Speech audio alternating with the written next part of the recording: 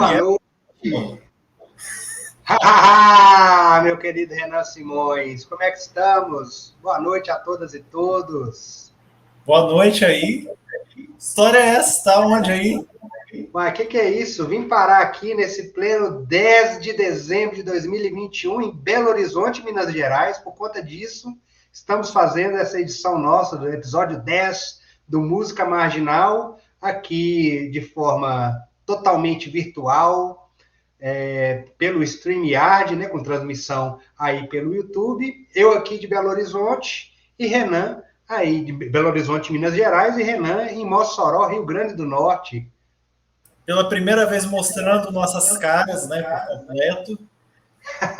Sem máscaras. Fotos, né? Sem máscaras aqui agora, As né? máscaras caíram. E semana que vem a gente retorna, né, com as máscaras, né? Estaremos aí de volta. Presentes, que eu já volto para Mossoró aí na próxima semana, mas até agora estamos aqui, muita chuva, então vocês não reparem aqui onde eu tô, passa muito caminhão, passa carro de bombeiro, alarme de carro, menino gritando, né, cachorro chorando, então não se incomodem se tiver maiores, né, sonoridades diferenciais aí do nosso estúdio. Muito bem, nobre Renan. Hoje estamos aí já completando o nosso 10º episódio e temos aí 2 discos maravilhosos para conversar a respeito deles hoje, né? Que estão aí na lista que você elaborou, né? Dos 108, né? Sabia? 108, 107. 107. 107. 107. Do 107, nós já estamos aí no número 97 e no número 96 da lista, para a gente poder dialogar hoje. Um disco da década de 80 e um outro disco da década de 70, maravilhosos, não é isso mesmo? Isso. E aí eu pergunto para você, antes de falar dos discos especificamente, né? A figura do primeiro disco, né, que a gente vai falar, o número 97 da lista, é uma figura icônica da música, uma que ainda não foi abordada aqui, né, nas nossas discussões, que é o Djavan, né? Qual que é a sua história, Daniel, com o Djavan, né? Seja como ouvinte, seja como cantor, como violonista, como produtor, né? Ou de forma mais geral, assim, né? Qual que é a sua visão sobre o Djavan enquanto artista, cantor, violonista, arranjador, né? Com esse artista completo que ele é, né? O Djavan, ele até, né, assim, é uma questão que alguém pode até colocar, né? Como é que ele pode estar dentro de um contexto de música marginal? Se ele, né, é tão conhecido, tão, né, estabelecido, né, no mainstream, é, assim, como poderia se dizer, quase incriticável, né? Eu tenho realmente uma paixão imensa pela obra do Djavan, embora o que a gente vai falar hoje é um disco que não é dos mais conhecidos, né, da obra dele que não é mais conhecida. Então, de certa forma, dentro do contexto da obra do Djavan, é marginal, né? Embora ele realmente seja um artista bastante estabelecido, né, e bastante produtivo, né? Tá ainda em situações de produção, embora, né, tenha diminuído bastante nos últimos tempos, devido, enfim, às questões gerais aí do próprio mercado musical.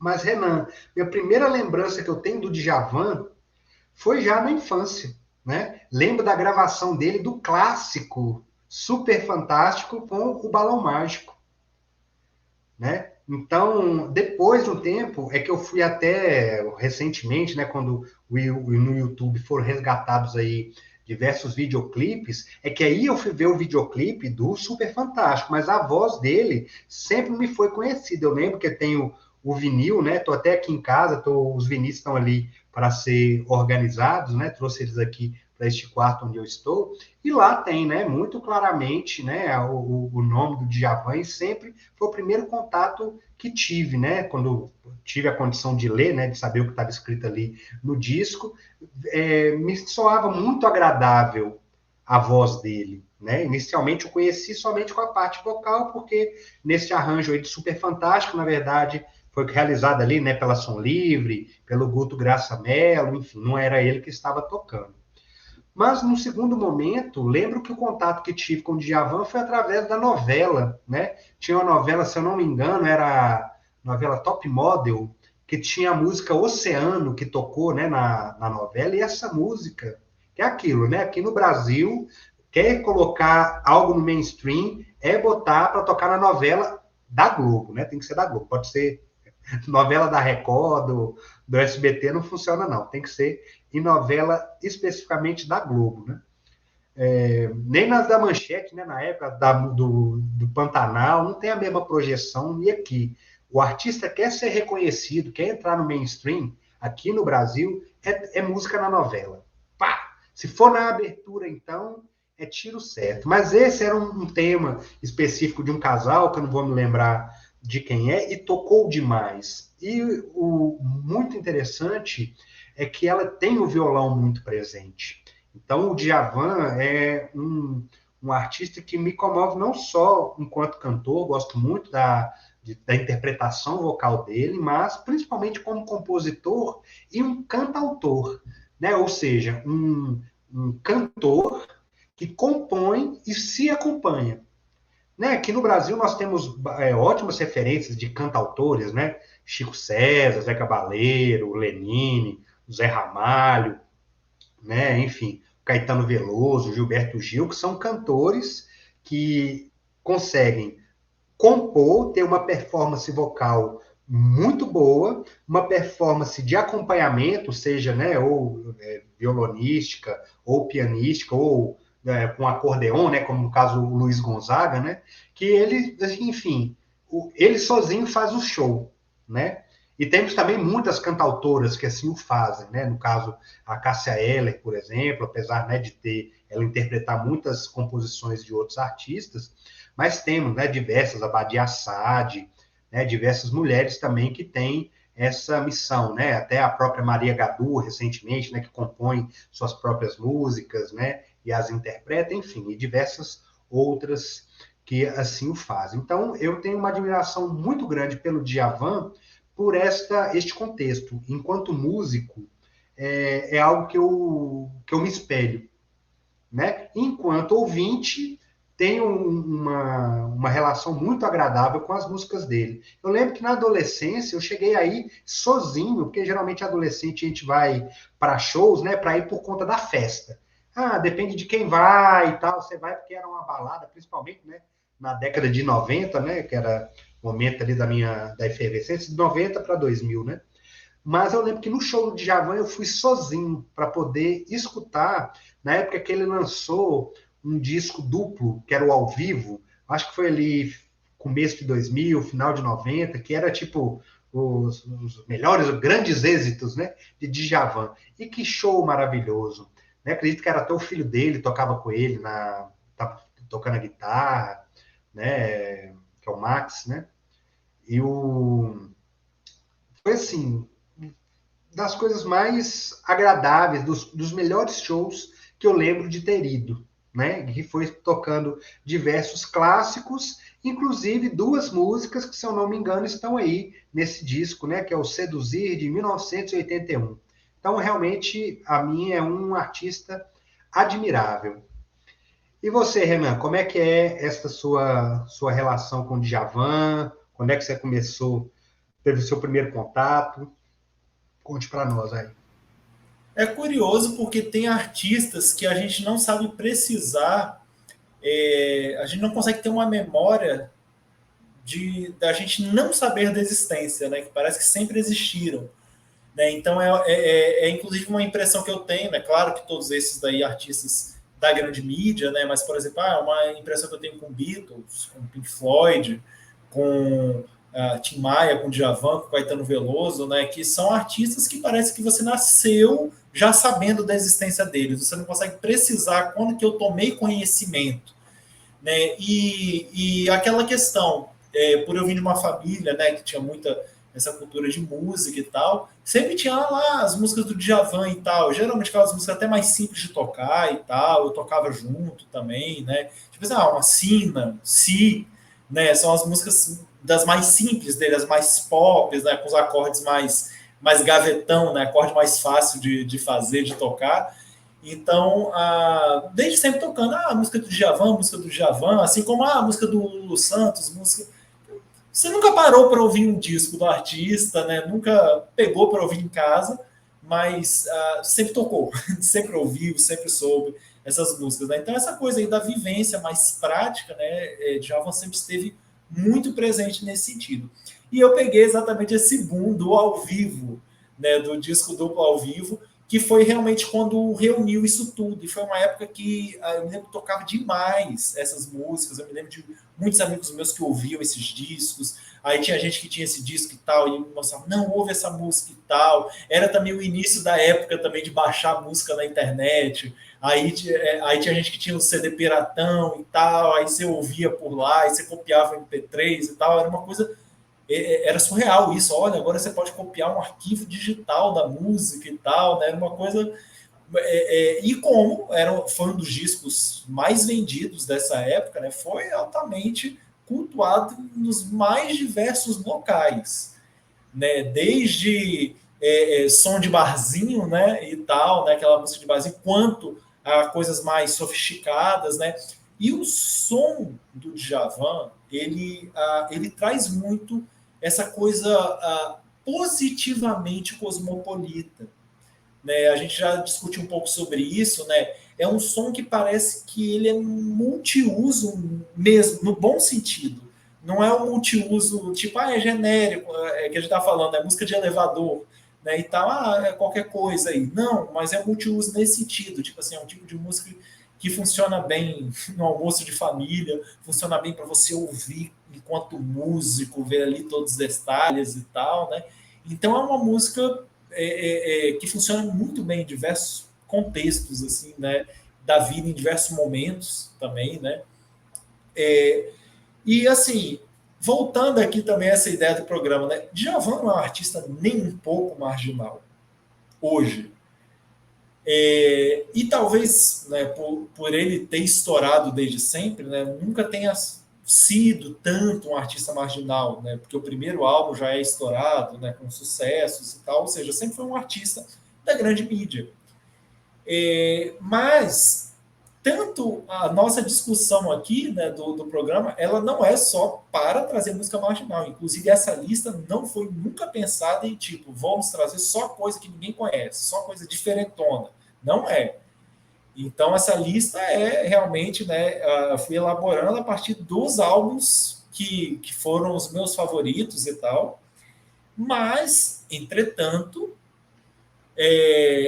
nós vamos ter discos aí extremamente pop, de artistas extremamente pop, e às vezes até, né, esse é um disco que foi um dos mais bem sucedidos dele, né? Embora, né, como o Daniel falou, é muito marginalizado hoje em dia. Hoje em dia a gente conhece muito mais, a nossa geração conhece muito mais o Djavan pelos discos ao vivo ali do início do século e pelas coletâneas do que pelos álbuns em si. Né? Então, voltar aos álbuns originais é uma coisa que talvez as pessoas estão voltando agora com as plataformas de streaming, né? Porque hoje em dia é muito mais fácil. Né? Antes, ou você tinha que comprar um box com CD com tudo, ou baixar na internet. Aí pouca gente tinha proatividade para isso, porque é muito mais fácil você ouvir música do rádio e tal. Né?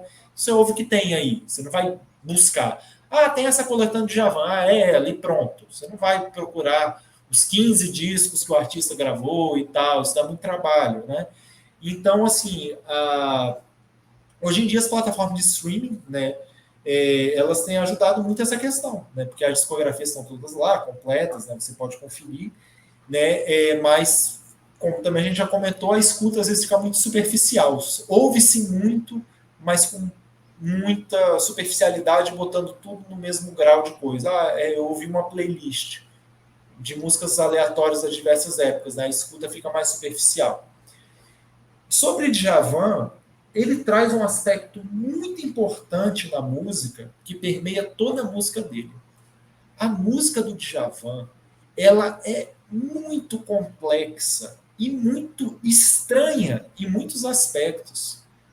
Só que toda essa complexidade, essa estranheza nos diversos aspectos, sejam líricos, da poesia dele, que é extremamente, né, um quebra-cabeças ali, muitas vezes, né, não é aquela poesia direta, muitas vezes é uma questão muito complexa do ponto de vista da construção poética, questões melódicas extremamente complexas. E quando eu falo melodia aqui, não é só as notas que ele canta, mas a rítmica dessa melodia. Né? Por isso que às vezes quando a gente divide, né, em melodia, harmonia e ritmo, é uma coisa muito mais didática do que o que acontece na prática, né? Porque a melodia ela tem um ritmo. Então, o ritmo de cada uma das notas da melodia que ele canta, a forma que essas notas são organizadas ritmicamente, os intervalos e tal, é um negócio muito próprio, é um negócio muito estranho, para além do mainstream, né? Então, assim, Djavan é um cara que veio ali, né, os primeiros sucessos dele são sambas, só que são sambas extremamente originais e muito diferentes do que era o samba, do que era principalmente o samba radiofônico, que estava ali muito em alta nos anos 70. Né? Então, é uma linguagem extremamente original, extremamente renovada, né, nesse sentido, e o mais incrível de tudo, isso caiu no gosto do público. Então, quando você para ouvir com atenção, você fala, gente, que coisa louca, né? Essas músicas dele, tudo muito complexo, a poesia complexa, a harmonia, os arranjos, é tudo tão complexo. Só que isso acabou de certa, mas é uma complexidade que traz uma comunicação muito grande, né? E ele faz esse diálogo de muitas coisas. Então tem toda uma complexidade ali de muitos gêneros mais rebuscados, né, que acompanharam o artista desde berço, né, do jazz e coisa e tal, mas também tem muito de uma música raiz, de um pop mais simples. Então ele trouxe esse diálogo extremamente feliz entre essas dimensões, né, que fez com que a música dele, né, se popularizasse tanto e fossem vários passos além aí em relação à complexidade da música pop e a novas possibilidades dessa música pop. Tanto que foi um cara aí muito estourado aí em novelas, com músicas extremamente complexas e maravilhosas e super pop ao mesmo tempo, né? Daniel, 97 da nossa lista aqui, Djavan, o disco Seduzir, de 1981. Diga aí alguma coisa. Sucesso. Mas ali você vê logo de cara, né? Como você falou assim, ela, apesar de toda essa complexidade, ela atinge, né? Assim, pelo emocional. Você não precisa nem, assim, fora a questão da letra, porque às vezes, assim, as pessoas gostam de muito tirar a onda com o Djavan, né? Falando que, tipo, não entendem a questão da poesia dele. Mas não é questão de entender. Ela simplesmente impacta. É impactante, né? Que, como você falou, é o conjunto, é a proposta do arranjo, é a rítmica que coloca e sempre, né, tudo com bastante energia assim, com bastante movimento, né, que puxa para frente o tempo inteiro e que simplesmente assim é aprazível, é gostoso de ouvir, né? Não tem nada, principalmente desse disco que é o Seduzir de 1981. Nossa, tudo me pareceu muito, sabe assim, obra, é um álbum mesmo. Ele tem uma continuidade que fica muito fluido da gente escutar, né? Vou destacar aí logo de cara uma que é já clássica dele, né? Que tá aí, que é Faltando um Pedaço. A Faltando um Pedaço, que é a faixa 6, né, do disco, ela, deixa eu ver, ela é um disco de 8, né? Provavelmente ela tá do lado B, né, Renan? Essa aí que eu não tenho acesso ao Ela vinil. já tá aqui, ó. Tá aqui, ó. Vou ver aqui agora. Ó, tá vendo aí? Ela inaugura o lado B. Ah, inaugura o lado B, né? Primeiro do lado B. E a Faltando um Pedaço, eu já toquei ela em diversas situações, ela é linda, e você vê que ela tem, né, nessa construção dele, me sugere uma questão de um balanço do mar, né? Ela tem uma fluidez que vai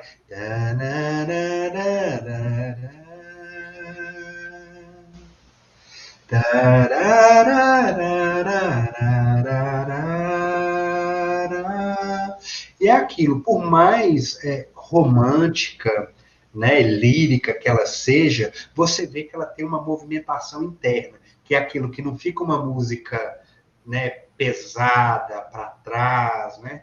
linda, linda. Ela já eu trago logo como destaque, porque do disco, acredito que foi a que teve presente, por exemplo, na coletânea, né, dos discos, do disco duplo ao vivo, ela estava ali presente. Mas, assim, posso destacar diversas outras, principalmente, assim, a que abre, a Pedro Brasil, eu não tinha escutado a versão dele especificamente, já tinha escutado em outras versões, eu achei, assim, que, que coisa, né? Assim, é impactante. E ao mesmo tempo, se você for. Não é uma música que você consegue, eita, vou levar para rodinha ali, igual Sina, né? Você, ou Si, né? Ou como é que é? Aquela do. Ai, gente, um dia frio, um bom lugar para ler um livro. Já perdi Nem o um título. dia. A Nem um dia, justamente, né? Que ela tem. A gente escuta bastante sendo tocada, né? Nos bares e tudo mais, o pessoal interpreta e tocou muito na rádio mesmo.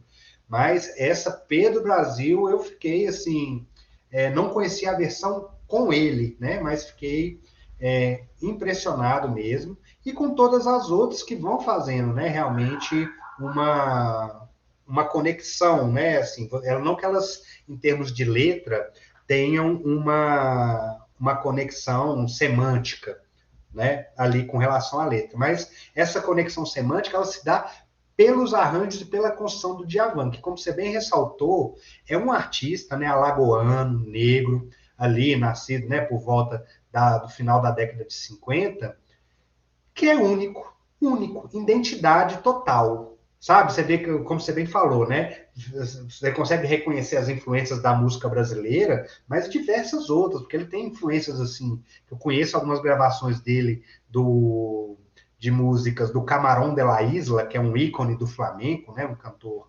compositor flamenco já falecido, e você vê que ele tem uma influência muito forte, né? Né, africana, hispânica, né, muito forte, que nele do jazz também, que nele né, se tem uma síntese ali única e admirável mundialmente, né? Reconhecido mundialmente por essa identidade que ele tem, coisa que hoje em dia, né, não é tão valorizada. Temos muitos artistas que buscam essa identidade, mas a gente vê que o mercado, né, o mainstream atualmente, busca a pasteurização. Quanto mais for né, mais do mesmo, melhor. Né? Ou Melhor para pior, o né? Pior para mercado, né? nós. Hã? Melhor para o mercado, né? Mais fácil ganhar dinheiro, né? Então, Justamente, porque você pulveriza algo e não tem que ter o mínimo trabalho, né, de saber se aquilo vai dar certo ou não. Ó, já vamos fazer desse jeito, está todo mundo fazendo igual, vamos só reproduzir aí em escala industrial, né? Então, é admirável. Né? Então, destaco aí a primeira, a Pedro Brasil, que é a primeira do lado A e a primeira do lado B, o Faltando um Pedaço, embora, assim, só vou destacar para poder, mas se quiser eu destaco todas destacáveis. Mas aí também deixo à vontade para que você aponte aí se são essas duas também as que você dá uma vazão maior, ou se tem outras aí do disco que você aprecia imensamente. Conte para nós. rapaz, eu acho que é nessa linha que você falou, né? A gente pode ficar 4 horas aqui falando sobre esse disco, pegar e ouvir, nunca vai ter suas ideias, né? Nunca vai substituir isso. Ouvir de coração aberto, né? Porque muitas vezes a gente não tem certa afinidade com um gênero, com outro e tal, né? Mas eu acho que a experiência de se abrir, né, é sempre muito rica, né? Para ouvir essas questões. Então, assim, é um disco fenomenal, né? Meu álbum preferido dele. Para além dessas daí, né, a própria faixa título, né? Ela é uma baladona muito bonita, assim, a seduzir mesmo, né? Muito boa, muito boa. Hit de rádio, assim, né? É tipo assim, a gente sabe que muita coisa da rádio que a gente tem desde os anos 80 é bem pasteurizadão mesmo, né? Só que assim, existem coisas que estão uma dimensão além, né? E aí, faltando um pedaço que você colocou, essa própria seduzir, são músicas que nasceram para ser música de rádio, por mais esquisitas que sejam. Gente, faltando um pedaço, se você parar para ouvir, tá tudo fora do padrão ali. Não tem nada nessa música, faltando um pedaço, que você fala, isso daqui é uma fórmula para ser uma música de amor radiofônica. Não tem nada, tá tudo errado. Tá tudo errado. A música tem uma introdução em baião que não aparece no resto da música. Ela tem uma melodia de sax extremamente melosa, né, com aquela questão dos portamentos que ele vai fazendo, né, os glissandos. Uma melodia muito louca, um arranjo muito etéreo. E é isso. E simplesmente é uma das canções mais perfeitas, né, que a gente tem da música brasileira. Radiofônica, altamente famosa, estourada, e é uma música que você vê que parece não respeitar nenhuma convenção. Ela está fora de todas as convenções em todos os sentidos, né? Um grande destaque, obviamente. Outra também que foge muito ao padrão, mas essa aí já vai para uma coisa bem diferentona mesmo, uma pegada bem desoladora mesmo. É a Morena de Endoidecer, que é a terceira faixa, né, que aí ela sai muito do padrão, mas aí é para ir para uma parada bem underground zona mesmo, né? Aquele solilóquio bem desolador, né? Do eu lírico ali, musicalmente aquele negócio bem tortuoso, né? Então aí já é realmente algo que funciona mais underground, tanto que é uma música bem underground mais underground dentro desse catálogo dele. E por último aqui, vou só pontuar duas questões que eu também acho interessante. Músicas aqui que é uma quebradeira violenta, assim. Que você se perde, você tem que ouvir a música umas 2, 3 vezes para entender, gente, o que aconteceu? Assim, para você assimilar como ouvinte o basicão, né? Que é a Jogral e Êxtase, que são as músicas assim, muito complexas. Mas, ao mesmo tempo, é aquele complexo que te deixa feliz, né? Aquele complexo que te joga para baixo, você se sente tipo assim, pô, não entendi nada. Não, é tipo assim, cara, que coisa massa acontecendo. Aí você quer ouvir 2, 3, 4 vezes para entender o que aconteceu ali com mais propriedade, né? E a Ilha, né, também, que ela é uma... ela é uma música que tem um aspecto meio bluesístico, né? Que a gente, foi um aspecto que a gente ainda não comentou aqui, né? Que tem muito também isso no canto do Djavan. Você tem ali umas cores ali muito especiais, em momentos muito especiais, né, da escala de blues e tal, e essa música ela tem essa levada, é um genuíno blues nacional, né, bem Djavan mesmo, né, bonitaço, né, A Ilha. Né, então, vale a pena demais, aí, altamente recomendado, né, um disco maravilhoso, embora eu tenha só umas reservas aí com as faixas finais, que eu acho que aquela, não é que sejam ruins, mas tipo assim, decai muito. Você teve aí muitas músicas muito sensacionais, aí no final ficou uma coisinha mais morninha, né? E última observação geral, né, é que querendo exigir que o cara seja perfeito, né? O bom disso que você comentou é que a última música chama-se Total Abandono. Então, tipo assim, no final rola um total abandono, né, do trabalho e dá uma decaída.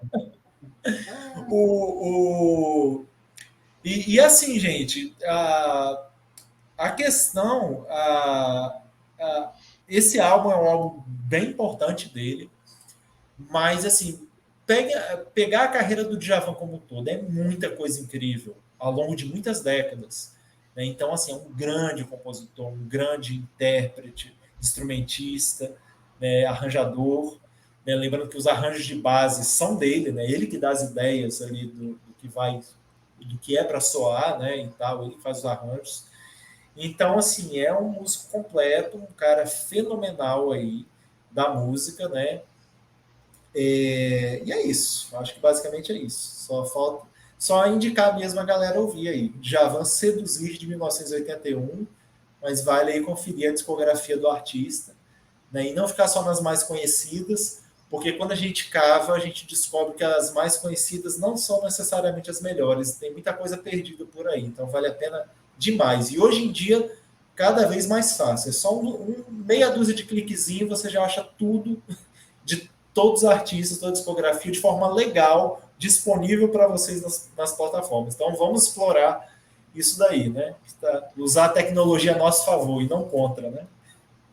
Isso, justamente, né? E ressaltar essa questão que às vezes a gente conhece a canção, né, numa outra versão, mas não conhece a canção na versão original. Igual essa, por exemplo, a Faltando um Pedaço, né? Igual eu falei também a Pedro Brasil, que eu não conhecia a versão original com o Djavan. E é aqui um destaque, né? Fora toda a questão performática, né? Da construção, da composição, da própria interpretação do Djavan, são os arranjos que estão nesse disco. Impecáveis. Então, assim, não é totalmente diferente do que foi essa gravação do álbum duplo. Né? Não estou falando que é melhor nem pior, mas é diferente, é outra coisa. Então, vale muito a pena retornar lá para ver, né, conferir não só as canções do Djavan, mas também a maravilha que são os arranjos e a gravação desse disco. Realmente muito bom. Eu não tinha ouvido ele anteriormente, então agradeço mais uma vez, Renan, por essa aplicação aí do som do Djavan. Bom, Maravilha. E maravilha. agora, Antes de aí. passar, o link de um para o outro vai ser o seguinte. Esse Djavan, Seduzir, eu não conhecia a discografia do Djavan, conhecia músicas isoladas, e esse disco eu conheci diretamente porque é um dos discos do Djavan que está no livro 300 discos importantes da música brasileira, né? De Charles Gavan, Arthur da Pieve e outros autores aqui, colaboradores. Então eu descobri esse disco já por esse livro, né? E depois fui ouvir a discografia do Djavan como um todo, descobri várias coisas magníficas aí no meio. Esse outro disco aqui foi aquelas curiosidades, né? E aqui eu já sempre fazendo, né, homenagens, agradecimentos, né? Mas esse disco aqui específico, a gente estava até falando dele há pouco aqui, Daniel, por coincidência, que é o Ivan lá do selo Ponto de Cultura lá de Vila Velha, né? Porque o Ivan sempre foi um grande amigo, um grande parceiro, né? Um dos grandes agitadores culturais lá de Vila Velha, né? Um ser humano assim incrível, incrível e cheio de ações assim maravilhosas, assim. A vida dele é um exemplo assim nesse sentido. E foi no sebo dele que eu vi um disco lá muito curioso, com a capa super psicodélica, dupla. Eu comprei esse disco na época e tal, aí depois nas trocas da vida deixei, agora eu tô sem. Tô à procura aí. Que é o tal, né, o seu xará, o Daniel Salinas. Daniel Salinas. Aqui já é um nome bastante obscuro. Esse disco especificamente, ele é um disco muito obscuro em vários sentidos, né? Porque nós já mostramos aqui, né, em programas anteriores, né, livros, né, que têm resgatado, né, páginas esquecidas da música brasileira. Só que ainda tem um disco ou outro extremamente relevante que ainda não foram resgatados nesse sentido. E esse disco é um desses. Foi um disco que eu descobri bem por acaso. Aquela coisa, né, do julgar pela capa, né? Eu vi aquele disco e falei, gente, que é isso? Sabe? Uma capa super psicodélica, que eu nunca tinha visto, uma capa dupla e tal. Aí você já abre, vê o rótulo do disco e tal. Aí você fala, gente, isso aqui é uma gravadora bem underground zona, dos anos 70.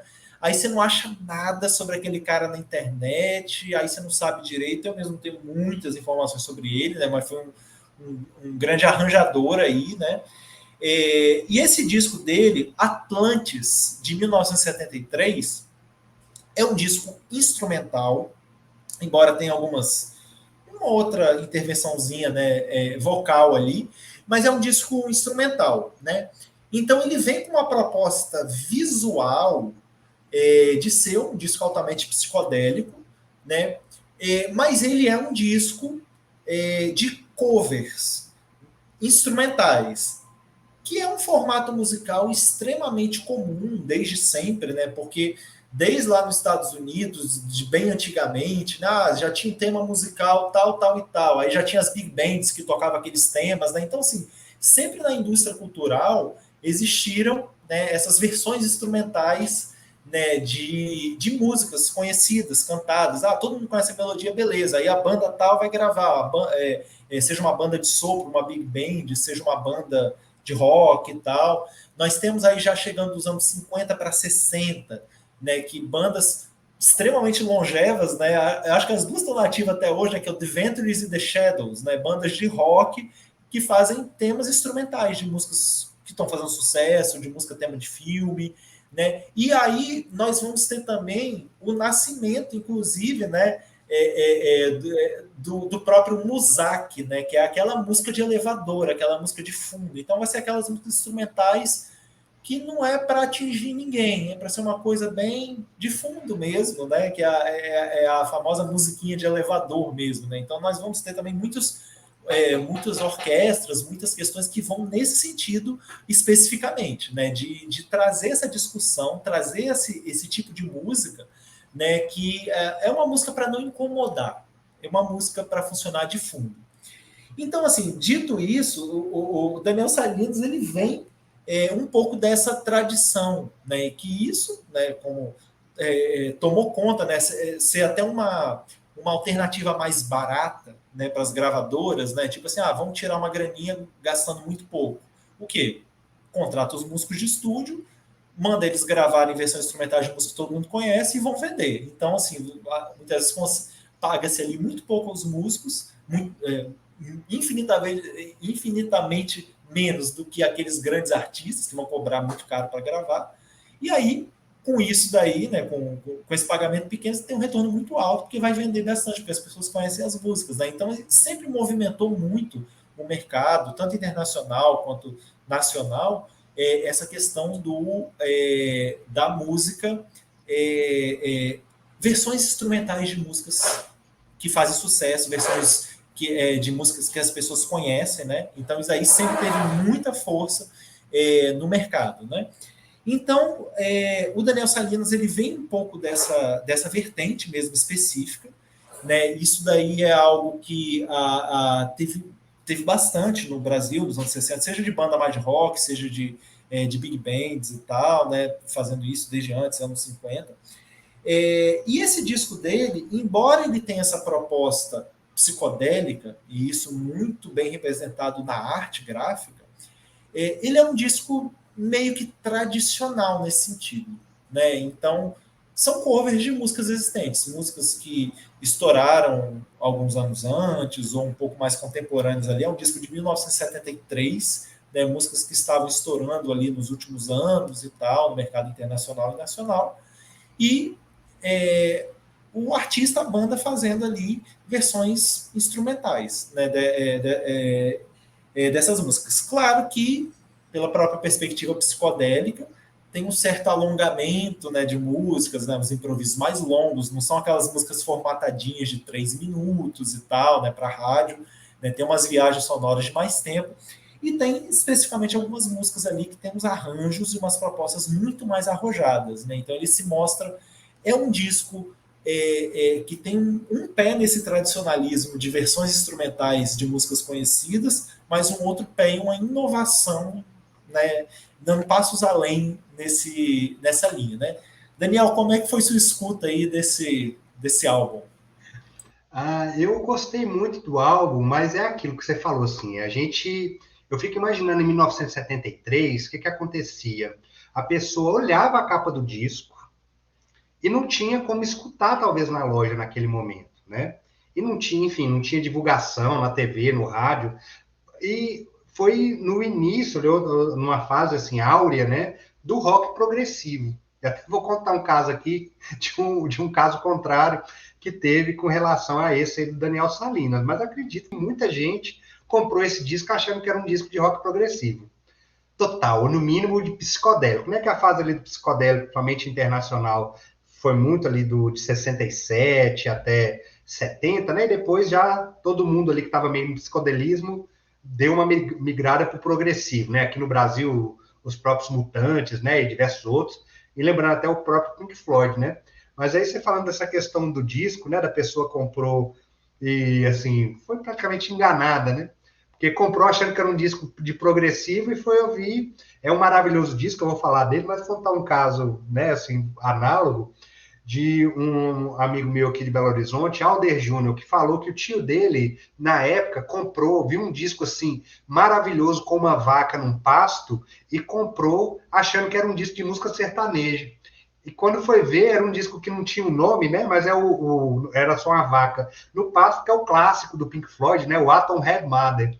E ele comprou enganado, achando que era um disco de música sertaneja, porque tinha uma vaca em pasto. Então, só para fazer, né, uma correlação, que quem comprou esse disco na época, achando que era um progressivo, ele tem algumas características ali que eram próprias da época, e que me deixaram assim muito muito satisfeitos, né, com a escuta desse disco.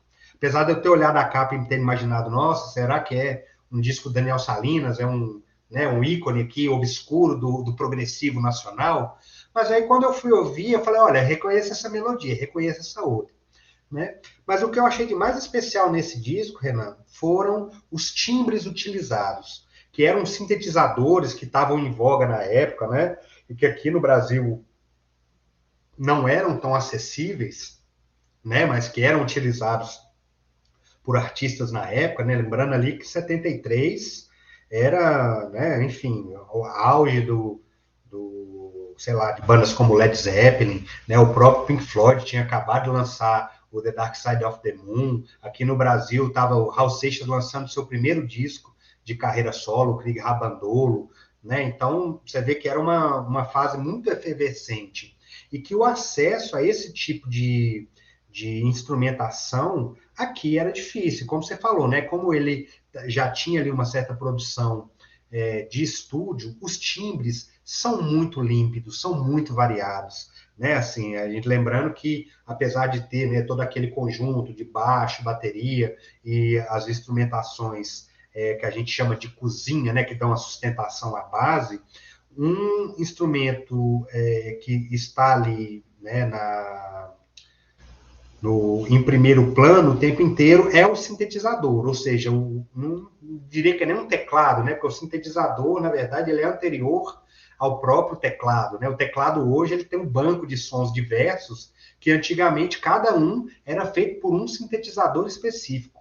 Então, neste caso, ele usou vários sintetizadores e até mesmo, né, as variações ali timbrísticas, né, de efeitos, de como que coloca o eco, o chorus, né, é usado assim com primazia. É muito gostoso de ouvir, é variado, né, é um disco muito bem gravado. Se você colocar com fone de ouvido, é uma qualidade extrema. Não sei esse link aí que eu acabei tendo acesso pelo YouTube, se o pessoal gravou, tirou diretamente do disco, sem fazer uma remasterização, acredito que deve ter Eu remasterizado. acho que esse daí eles tiveram um rolo, porque tá muito bem feito. Acho Tá que eles muito tinham bem uma master feito. original aí. Porque realmente, se você colocar no fone de ouvido, nossa, o grave, né, bem consistente, os timbres, assim, né, a questão da mixagem, de como vai, né, no estéreo ali, direita, esquerda, a distribuição dos instrumentos, é de uma alta qualidade. E como você falou, é um disco que ele tem esta roupagem, né, de toda uma estética do progressivo, mas sem a loucura. Ele é totalmente estável. Você escuta, depois você escutar na sala com a família depois do almoço de domingo, né? Como você bem falou, não agride ninguém, é gostoso. Você coloca assim, traz uma paz, né? Ele não traz como eu disse, né? Uma estabilidade na escuta. Ele tem uma construção, uma sequência muito boa, né? Na perspectiva de álbum, né? As faixas elas vão ali se desenvolvendo, mas de uma forma muito agradável. Então é um disco que eu, né, assim, já guardei aqui, né, já salvei na minha playlist aqui, né, para poder escutá-lo, para poder, né, para estar tranquilo. Hoje vou fazer um desenho, vou, sei lá, na cozinha, vou sentar, parar para escutar simplesmente algo agradável com fone. Tá aí, Daniel Salinas, né, o Atlantis de 1973. Realmente essa é a minha impressão. Mas você, como que você faz uma leitura, Renan, deste Atlantis de Daniel Salinas? Acho que o que mais se destaca para mim, né, nós temos aqui algumas, né, vale ressaltar que tem duas versões do álbum, né, inclusive uma que coloca a Strauss Mania como primeira faixa e outra que coloca ele como quarta. Ele como primeira é impressionante, porque você começa ouvindo aquele disco com talvez uma das levadas funkeadas mais incríveis assim da música brasileira, né? Muito bom, que é o Strauss Mania, né? Simplesmente aquele tema, né? Do Richard Strauss, né? De Assim Falou Zaratustra, né? Extremamente famoso, né? Do filme Odisseia no Espaço, só que ele numa versão super funkeada, né? Muda totalmente o caráter do tema original, né? Então, ele como na versão do álbum que ela tá como primeira faixa é maravilhoso, né? É, é uma adaptação do próprio pianista e organista, né? Inclusive, né, lembrando que os órgãos dessa época, né, era tudo manual ali, esse controle que o Daniel estava falando, né? Então o pianista e organista do disco é o Sérgio Sá. Então esses órgãos não é tipo assim, era um tecladinho que ele programava e tocava. Não, era toda uma questão manual ali de controlar esses aspectos todos, né? E isso estava muito em voga na época. Lembrando, gente, que no rock progressivo os caras não tocavam com aqueles 10 teclados por pose, não. Era realmente para ter variedade sonora. Né? Cada teclado tinha um som totalmente diferente. Né? Hoje em dia você sintetiza em um único, né? Que aí você consegue ter uma variedade. Nunca vai ser a mesma coisa, obviamente, né? Mas tem que lembrar isso, né? Que tem essa coisa totalmente analógica, né? Das teclas, né? Que é muito mais trabalhoso, mas tem uma característica de som muito diferente, né? Dos teclados modernos. A própria Like a Rainy Night, né? Que para mim, né, que a gente tem discutido, né, o Vaporwave, né, Vaporwave total, aquela vibe chill out e tal, música para relaxar, uma coisa bem, bem de boa. E é curioso, uma coisa que é curiosa nesse disco, que aparece algumas vezes, principalmente no Broken Heart, que é a terceira, que é tipo assim, tem uma flautinha doce ali, meio na pegada de alguém que parece não ser flautista doce, né, tocando meio...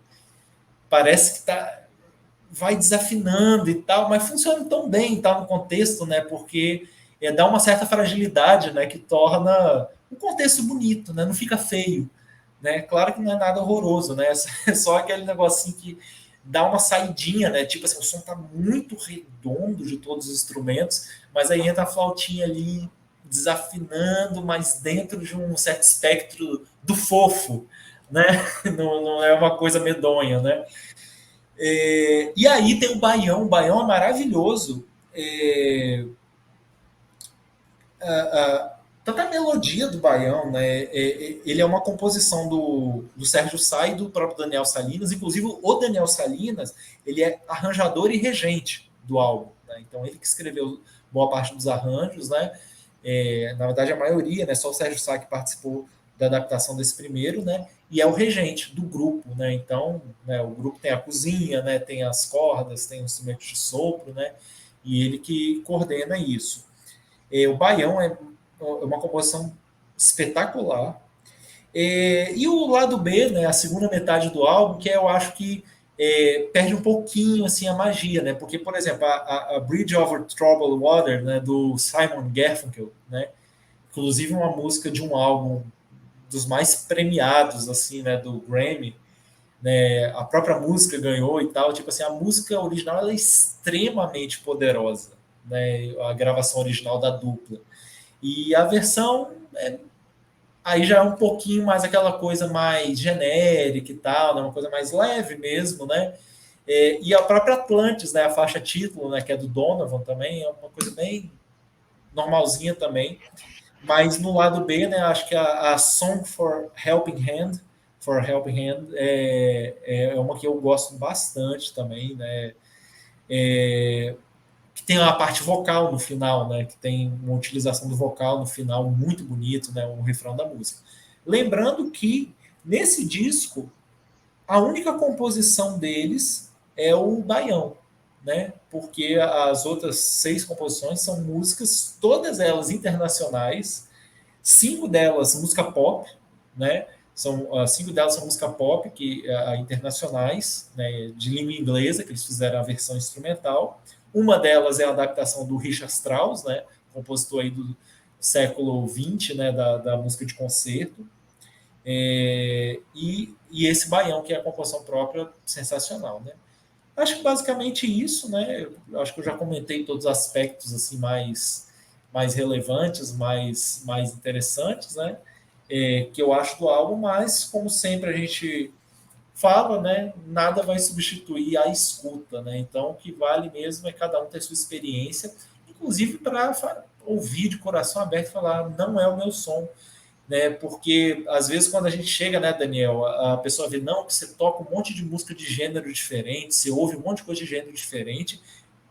Não quer dizer que eu sou uma vaquinha de presépio dando sim para tudo, é tudo bonito, é tudo, eu aceito qualquer coisa. Não é isso, não. Às vezes é muito pelo contrário, às vezes é de tanto pesquisar, de tanto buscar, de tanto treinar música, né? Fazer música em diversos contextos, mas a gente vai sabendo que realmente a gente gosta. E aquela coisa, gente, gênero musical é para vender, é para vender. Gênero musical, você não precisa se alinhar a gênero musical. Ah, eu sou roqueiro, eu sou regueiro. Gente, você gosta tudo de rock, você gosta tudo de reggae. Não, porque eu sou super fã do fulano de tal e tal. Você gosta tudo dele. Isso daí, gente, é comércio. Comércio. A gente pode ter o nosso próprio gosto. Olha, adoro esse artista, esse álbum, essas músicas específicas. E não tipo assim, não, eu ouço qualquer coisa aí de samba, eu ouço qualquer coisa de funk americano, eu ouço qualquer coisa de rap nacional. Não. Quando você balança a cabeça que você aceita qualquer coisa, você está simplesmente aceitando o que aquela tag, né, tá vendendo para você, né, como um todo. Então, assim, gênero musical como um todo, é óbvio que os gêneros musicais eles ajudam até a gente se organizar enquanto ouvinte, né, para a gente, pô, saber quando a gente está ouvindo um rock, quando a gente está ouvindo um rap. Mas aí quando você vê que essas fronteiras começam a se borrar, que você não tem mais limite, né? Quando se ouve um álbum, por exemplo, o próprio Frank Ocean, né? Algo antigo já tem 10 anos, o Channel Orange do Frank Ocean, gente, é o que? É hip hop, é neo soul, é R&B, que misturada é essa que esse cara faz, sabe? Então, tipo assim, chega uma hora que o importante não é qual o gênero que a pessoa está fazendo, né? Então, lembre-se disso que é muito importante, né? Gênero musical é mais para organizar um mercado, né? E para também ajuda um pouco a organizar nós, enquanto ouvintes, né? A procurar coisas que a gente tem mais interesse, mas a gente não precisa ser escravo disso, não, né? Essa coisa, o que você ouve? Ah, não, eu ouço um rock, um pagode, né, um blues e tal. Cara, ouve mesmo, gosta de tudo mesmo e tal. Então, assim, acho que problematizemos cada vez mais, né, e sejamos cada vez mais autônomos enquanto ouvintes, né? Justamente como você bem apontou, né? A questão maior é da gente não ficar apenas num consumo passivo, né? Como você falou, né? Abraça como se fosse uma religião, um time de futebol, um gênero musical e se limita. Porque o bom da música é que realmente, assim, ele está totalmente em aberto. Não há nada que lhe impeça de transitar entre as músicas, né? Inclusive de escutar até música ruim, né? À vontade. Porque é aquilo, às vezes você não precisa especificar. Ó, tem músicas, por exemplo, alguns discos que eu. Não é que eu escute direto, mas uma vez que eu escuto, eu consigo apreciar, por exemplo, nem que seja a qualidade da produção. Sabe? Olha, reconheço que isso aqui foi muito bem produzido, bem construído, apesar de escutar uma vez e talvez não querer escutar de novo. Né? É até senso crítico, como você bem falou, a gente buscar, né, a intenção, inclusive nossa, aqui com o programa Música Marginal, é incitar realmente a esse consumo ativo. Né? A gente, né, sugere, né, aponta algumas, né, e vamos apontar assim, depois de todo esse processo da lista, né, que a gente está aí no número 96 e vamos, né, até o número 1, e para adiante, é dialogar com tudo que for possível, mas que você mesmo possa chegar à sua conclusão, né, do que você quer ouvir ou não, de uma forma ativa, né? Então também não escutem ou gostem de qualquer coisa, jamais, porque estamos falando aqui, né? Então, assim, tenham realmente uma concepção de uma relação ativa, né, crítica, junto com tudo que você consuma, não só com música, né, mas com tudo com que você relaciona, porque, como bem colocou o Renan, o mercado quer lhe vender, quer que você se enquadre num nicho para ele, né, enfiar os produtos todos, os bons, os ruins, para que você consuma. Então, se você puder ter um senso crítico, você faz a sua própria escolha, em vez de esperar, né, que a televisão, o rádio, agora, né, os streamings, faça, né, o algoritmo faça a escolha por você. Né, tenha uma decisão ativa com relação ao que você consome. Esse, né, é a nossa maior perspectiva aqui com esse trabalho. Bom, Renan, agora pedir, né, claro, para que vocês que estão aí em casa, ó, a motoca passando, diferente do silêncio lá do estúdio, né?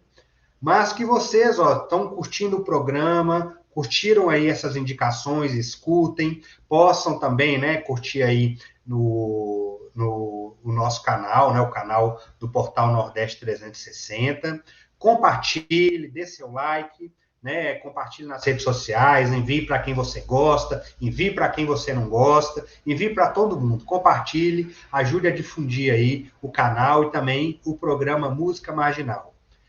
Renan, considerações finais? É isso, o algoritmo é a nova televisão. Só isso. Só isso, né? Se deixar, a gente não escolhe mais nada, meu amigo. O algoritmo é que escolhe pra gente, de um tudo, né? É isso, só coisa boa. Um prazer aí estar com você mesmo que à distância. Semana que vem voltamos presencial aí. Presencial, já chega aí. Fechar o ano. Gratidão imensa a todas e todos e todes. Sextou, Palheta! Gratidão, meu amigo Palheta, que está aí nos bastidores, fazendo o controle aqui desse StreamYard hoje, especificamente. Né? Agradecer imensamente aí todo o empenho do Palheta que está aí por trás. E sextou, né? Vamos embora. Ótima noite a todas e todos e todes. Fiquem muito bem. Gratidão, Renan. Valeu demais. Abração. Tudo de bom. Sempre um prazer.